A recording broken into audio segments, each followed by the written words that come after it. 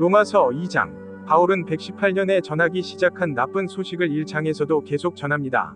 그리고 그가 좋은 소식을 전하기 전에, 그래서 1장에서 우리는 바울이 하나님의 복음을 위해 구별되었다는 것을 배웠습니다. 예수 그리스도께서는 다윗의 씨로 만들어지셨습니다. 그리고 바울은 죄 많은 세상을 정확하게 묘사했습니다. 1장의 후반부. 그래서 바울은 로마서 1장에서 하나님의 복음에 관해 이야기했습니다.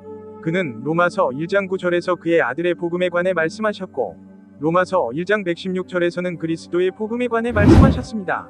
그러니까 하나님의 복음은 바울이 6번, 베드로가 1번 언급한 것 같아요. 그래서 베드로는 말했습니다. 심판이 하나님의 집에서 시작될 때가 왔습니다.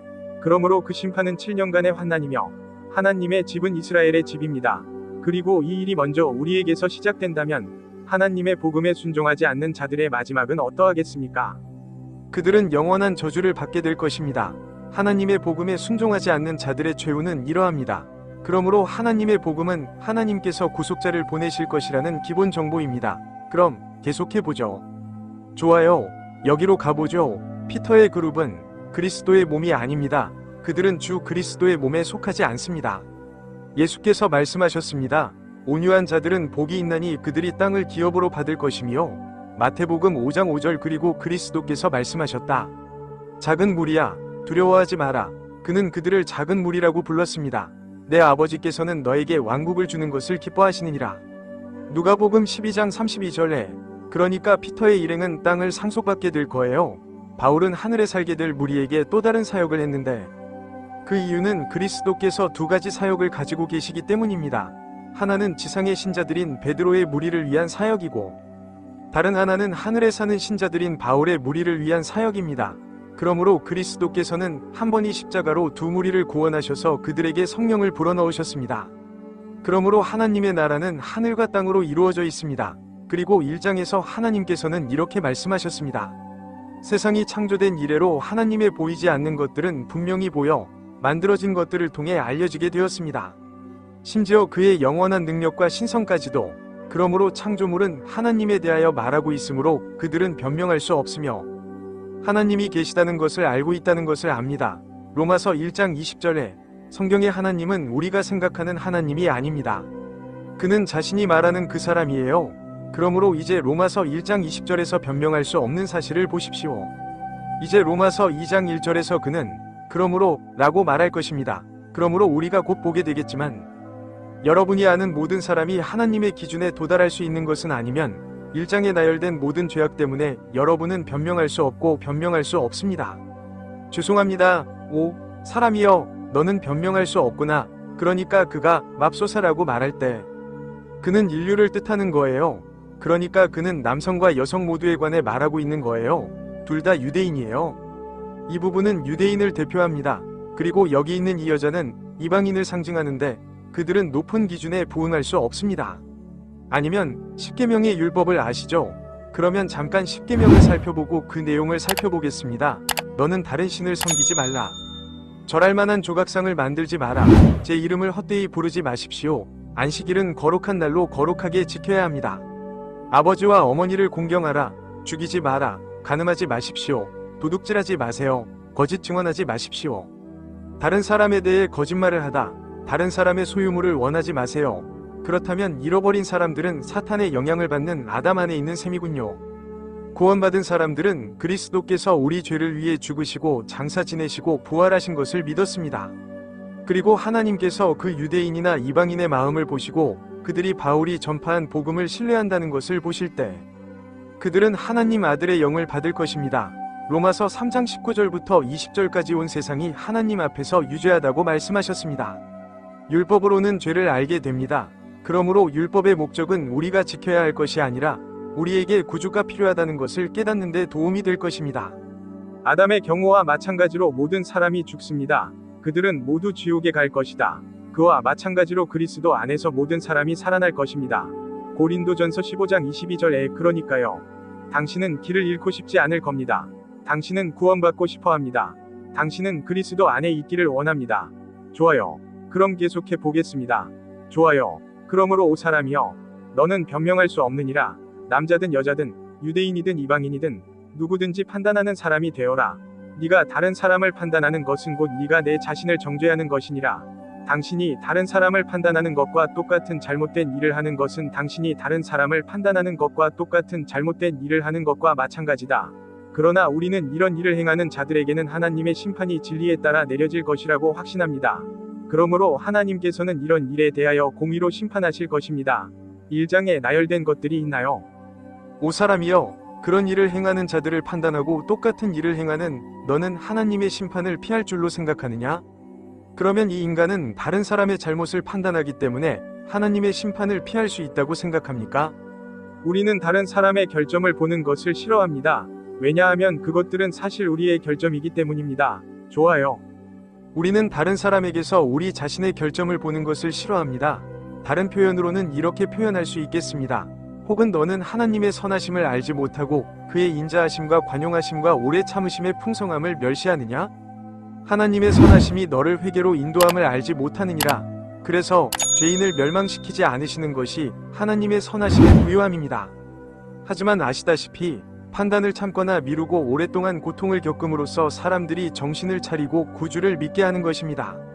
그러므로 하나님의 선하심을 알지 못하면 회개에 이르게 됩니다. 그래서 하나님께서 우리에게 믿으라고 강요하시는 것이 아니라 믿을 수 있는 기회를 주시는 것이라는 것을 깨달을 때 우리는 믿고 싶어 한다는 것을 알게 됩니다. 그러나 내 완고함과 회개하지 않는 마음 때문에 하나님의 위로운 심판이 나타날 진노의 날을 대비하여 진노를 내게 쌓아두었구나. 그래서 그들의 마음은 완고해졌습니다. 그들은 자신의 죄를 깨닫지 못합니다. 그러면 그들은 회개하지 않는 거예요. 그들은 회개하지도 않고 예수 그리스도가 누구이고 그가 무엇을 했는지에 대해 마음을 바꾸지도 않을 겁니다. 그래서 그들은 진노의 날, 곧 큰 백보자 심판에 대비하여 진노를 쌓아두고 있습니다. 하나님의 위가 계시된 곳에서요. 하나님의 위로운 심판, 그러니 신께서 그냥 들어오실 거예요. 그는 또한 정의를 가지고 있습니다. 그러니까 아시다시피 그는 훌륭해요. 그는 선함을 가지고 있지만 또한 모든 사람에게 그 행위에 따라 갚아주는 정의로운 재판관이 될 것입니다. 그러니 모든 사람은 자신이 한 일에 대해 보상을 받거나 대가를 치르게 될 것입니다. 선행을 꾸준히 실천하여 영광과 존귀와 불멸을 구하는 자에게는 영생이 주시고, 그러니까 폴, 선한 일에는 보상이 있고 악한 일에는 벌이 있을 거예요. 항상 좋은 사람은 존재하지 않습니다. 우리 모두에게는 구주가 필요합니다. 바울은 누구나 율법을 지킬 수 있다고 말하지 않고 율법을 지킨다면 무슨 일이 일어날 것인지를 묻습니다. 만약 누군가가 율법을 지킬 수 있다면 그들은 영생과 불멸을 얻을 수 있을 것입니다. 그러나 다투고 진리에 순종하지 아니하고 불의에 순종하는 자에게는 분노와 진노가 있으리니 악을 행하는 모든 사람에게는 환난과 괴로움이 있으리니 이는 유대인에게 먼저 악을 행하고 또한 이방인에게도 그러하리라. 그래서 유대인들이 먼저 구원의 기회를 얻었습니다. 그럼 먼저 타임라인을 살펴보도록 하겠습니다. 두 번째, 좋아요. 그러므로 그리스도께서 지상에서 사역을 시작하셨을 때 그 3년은 마태복음, 마가복음, 누가복음, 요한복음에 기록되어 있습니다. 그는 유대인을 구원하여 유대인이 이방인을 구원할 수 있도록 유대인에게 왔습니다. 그리고 이 박에서는 그리스도께서는 베드로의 무리를 통해 이스라엘에게 왕국을 새롭게 제안하셨습니다. 그러니까 2막과 7막 사이에 1년이 걸렸던 셈이죠. 사도행전 7장에서는 종교 지도자들이 스데반을 돌로 쳐 죽인 뒤 이스라엘 나라가 멸망하는 장면이 나옵니다. 그리고 사도행전 9장에서 바울은 다메섹으로 가는 길에 구원을 받고 잃어버린 바된 이방인들에게 가는 새로운 사역을 맡게 됩니다. 그리고 사도행전 15장에서 베드로의 그룹은 정지되었습니다. 그리고 사도행전 20장에서 바울은 로마서를 썼습니다. 그러니까 지금까지 거의 2000년 동안 말씀을 전해온 사람은 바로 바울이었던 셈입니다. 그리스도께서는 바울을 통해 말씀하셨고 우리는 이방인이든 잃어버린 사람이든 구원받을 기회가 있는 은혜의 시대에 살고 있습니다. 그러니까 우리는 실제로 예수 그리스도께서 나타나신 두 가지 사건 사이에 살고 있는 셈입니다. 다마스쿠스로 가는 길에 바울에게 나타나신 일, 즉 타르수스 출신 사울에게 나타나신 일, 그리고 교회를 휴거하기 위해 나타나신 일 말입니다. 이건 마치 커다란 괄호와 같아요. 우리가 미스터리라고 부르는 거죠. 그러니까 여러분께 알려드리고 싶은 건 우리가 정말 많은 책을 가지고 있다는 거예요. 이 책에 서론에서 그것에 대해 다루었어요. 그리고 휴거 후에 약간의 시간이 있을 것이고 그 후에 적그리스도가 예루살렘 성전의 자리를 잡고 7년간의 환난이 있을 것입니다. 그리고 그 7년 후에 그리스도께서 재림하셔서 북쪽과 남쪽 왕국인 이스라엘과 유다를 통합한 왕국을 세우실 것입니다. 그리고 그 1000년이 지난 후에 이방인들 사이에 또 한 번이 전투가 있을 것입니다. 그러면 잃어버린 자들을 향한 큰 흰 보좌의 심판이 있을 것입니다. 그리고 새로운 하늘과 새로운 땅이 올 것입니다. 잃어버린 자들은 모두 불못에 던져질 것이다. 그래서 우리는 이 다른 타임라인에서 우리가 이 간격 속에 살고 있음을 볼 수 있습니다. 이방인의 시대. 그런데 그 사이에 간격이 생겼습니다. 그리스도께서 예루살렘에 입성하셨을 때부터요. 그게 69주차의 끝이었어요. 그러자 메시아는 끊어졌습니다. 그리고 십자가에 못 박히셨죠. 그러니까 여기 1년의 간격이 파란색이에요. 그리고 그 다른 것, 즉 69주와 7번째 7년의 재계 사이의 간격 안에는 이스라엘에 대한 자비의 1년 연장과 신비, 즉 그리스도의 몸이 있습니다. 예언 속의 이곳, 이스라엘은 이방인들보다 위에 있습니다. 하지만 미스터리에서는 유대인과 이방인이 같은 수준에 있습니다. 그러면 우리의 휴거 후에 이스라엘은 다시 이방인들을 지배하게 될 것입니다. 성경이 펼쳐져 있습니다. 예언, 신비, 예언. 이 연대표는 성경책의 순서를 따릅니다. 창세기부터 사도행전 9장까지. 그런 다음 나머지 행적은 베드로에서 바울로, 이스라엘에서 그리스도의 몸으로의 전환입니다. 그 다음에는 로마서에서 빌레몬서로 이어지고, 휴거 후에 히브리서에서 요한계시록으로 이어지는 책들이 베드로의 무리 중 많은 사람들이 환난을 통과하여 왕국에 들어가는 데 도움이 될 것입니다. 그리고 아시다시피 불못이 있습니다. 좋아요. 그러면 이전에 중단했던 부분부터 이어서 이야기해 보겠습니다. 좋아요. 그러니까 유대인들에게 먼저 기회가 있었지만 유대인에게 먼저 선을 행하는 모든 사람에게는 영광과 존귀와 평화가 있고 이방인에게도 있느니라. 그러니까 그들이 완벽한 삶을 살고 십계명을 완벽하게 지킨다면 아시다시피 그들은 보상을 받을 겁니다. 하나님께서는 사람을 차별하지 않으십니다. 그러므로 그는 유대인이든 이방인이든 모든 사람을 심판할 것입니다. 아시다시피 위롭게 말입니다. 그는 창세기 18장 25절에 언급된 대로 모든 것에 위로운 심판자이시기 때문입니다. 좋아요. 율법 없이 죄를 지은 사람은 모두 율법 없이 멸망할 것입니다. 그러므로 이방인들이 심판을 받을 것이요. 율법 아래서 죄를 지은 자는 다 율법으로 심판을 받을 것이니라. 그러면 유대인들이겠죠. 여기서는 상황이 꽤 나빠 보입니다.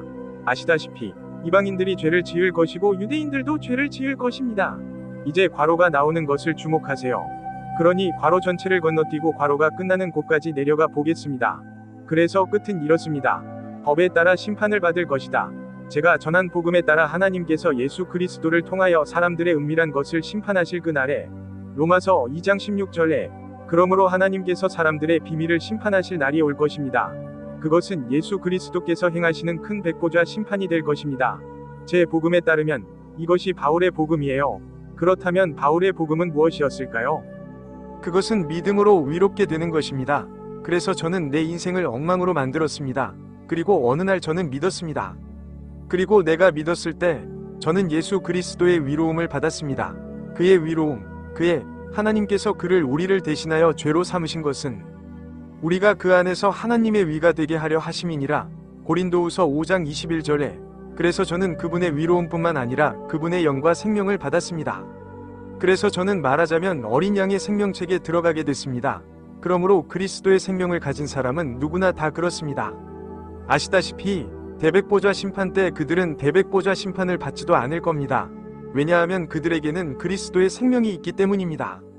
그들은 자신이 한 일로 심판받는 것이 아니라 그리스도께서 행하신 일로 심판받을 것입니다.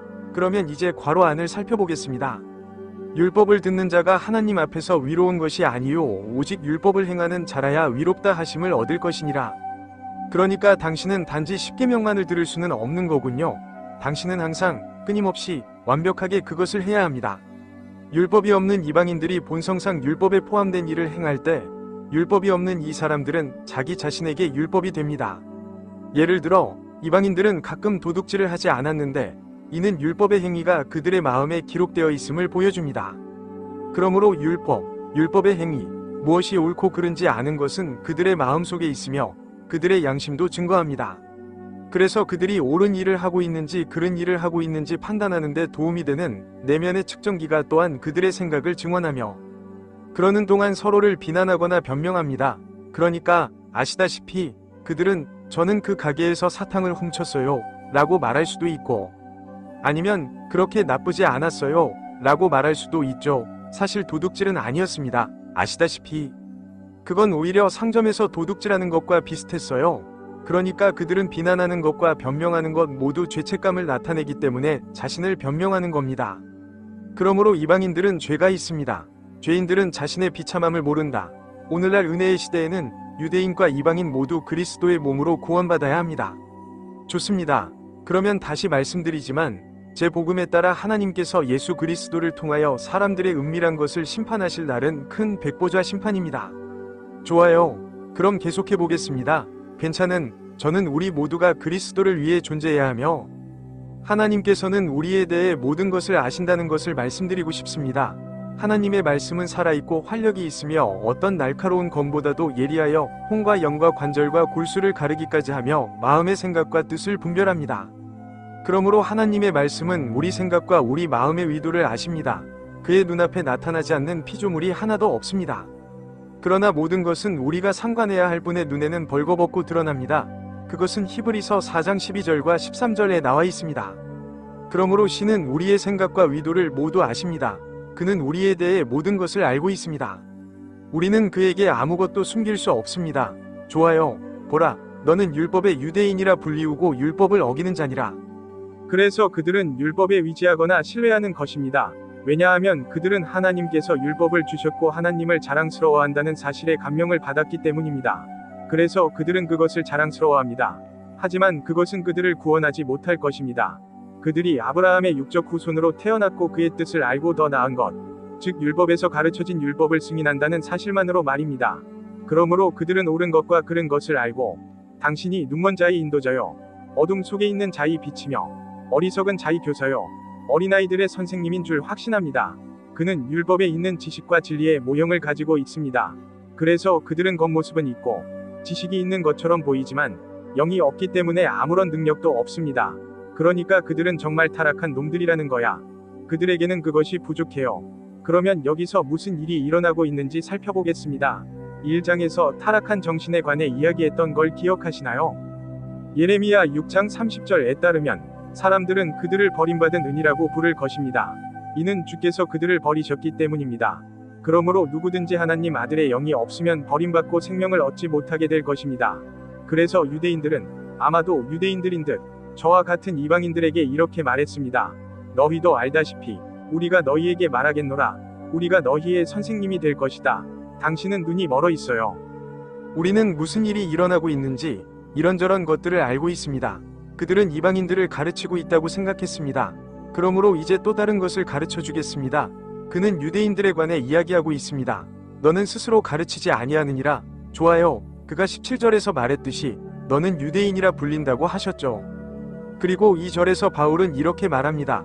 하지만 그는 유대인으로서 말하고 있습니다. 그래서 이 장 전체에서 그는 유대인으로서 유대인들에게 말하고 있었습니다. 그러므로 선생님인 당신은 선생님도 아닙니다. 너는 너 자신이 아니다. 사람을 설교하는 사람은 도둑질해서는 안 된다. 이렇게 하여 너는 도둑질을 한다. 너는 간음하지 말라 하는구나. 너는 간음하느냐? 우상을 혐오하는 네가 모독죄를 저지르는 거냐? 그래서 유대인들은 예수의 영이 그들 안에 없다면 가르칠 자격이 없다는 것을 몰랐습니다. 그리고 그는 당신이 어떤 형태의 우상 숭배를 실천하고 있는지 묻습니다. 당신은 위선자입니까? 그들은 말했지만 실행하지 않았습니다. 그들은 자기들이 전파한 것을 실천하지 않았으니 곧 율법을 어김으로써 율법을 자랑하는 너는 하나님을 욕되게 하는 것이라. 그래서 바울은 그들이 죄 많은 육신을 가지고 있고 율법을 완벽하게 지킬 수 없다는 것을 알았습니다. 기록된 바와 같이 하나님의 이름이 너희로 말미암아 이방인들 가운데서 모독을 받고 있느니라. 그러면 어디에 쓰여 있는지 살펴보죠. 하지만 저는 제 자신의 것을 불쌍히 여겨내. 거룩한 이름이지만 나는 내 자신의 것을 불쌍히 여겨내. 이스라엘 족속이 이방인들 가운데서 더럽힌 거룩한 이름입니다. 그들이 어디로 갔는지는 알 수 없습니다.